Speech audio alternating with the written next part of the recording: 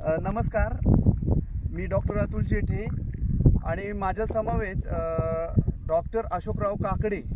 आम्ही आता शेतामध्ये आहोत. ते श्रीयुत दत्तात्रय गायकवाड यांच्या शेतामध्ये आहोत आणि गाव आहे खळबट निमगाव, तालुका वडवणी, जिल्हा बीड, महाराष्ट्र राज्यातनं. या ठिकाणी एक मार्च महिन्याच्या पहिल्या आठवड्यामध्ये 5 मार्चच्या सुमारे दुपारी 2 वाजता एक रेअर म्हणजे अतिशय कमी घडते, क्वचित घडणारी घटना आहे की जी ज्याला आपण उल्कापिंड वर्षाव म्हणतो. ॲक्च्युली ही घटना जर दिवसा घडलेली असेल तर आपल्याला त्याचं काही लक्ष येत नाही, पण संध्याकाळी जर घडली तर संपूर्ण जगाला ते दिसते अंधारातनं. ही रेअर घटना खळवट निमगाव या गावी घडली 5 मार्च 2025 या कालावधीमध्ये घडली. या गावातला जो भिकाजी अंबुरे यांच्या घरी घडलेली घटना आहे की जे पत्थर तुटून तो दगड खाली पडला.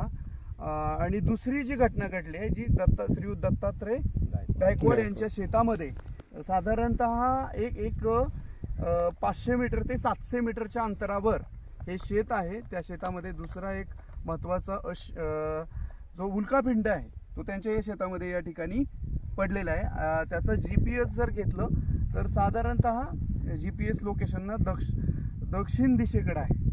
म्हणजे भिकाजी अंबुरे यांच्या घरापासून तो दक्षिणेकडे आहे. म्हणजे गावाच्या अगदी सुरुवातीला श्रीयुत दत्तात्रय गायकवाड यांचं शेत आहे. त्या शेतामध्ये आम्ही आहोत. तर तुम्हाला काय वाटलं या तुमच्या शेतामध्ये पडलं त्यावेळेस? तुम्ही घाबरलात का की तुमची काय प्रतिक्रिया? आमची प्रतिक्रियामध्ये आम्ही त्या झाडाखाली झोपलेलो होतो. इथं भिल्ल आदिवासीची घरं राहतात ना, हे लेकरं खेळत होते. लेकरं खेळता इथं कबड्डी इथं खेळत होते. कबड्डी खेळता एक मुलगा असे हेलिकॉप्टरसारखं किंवा विमानासारखं असं वरतून गेला, त्याच्यातून ते दगड पडला.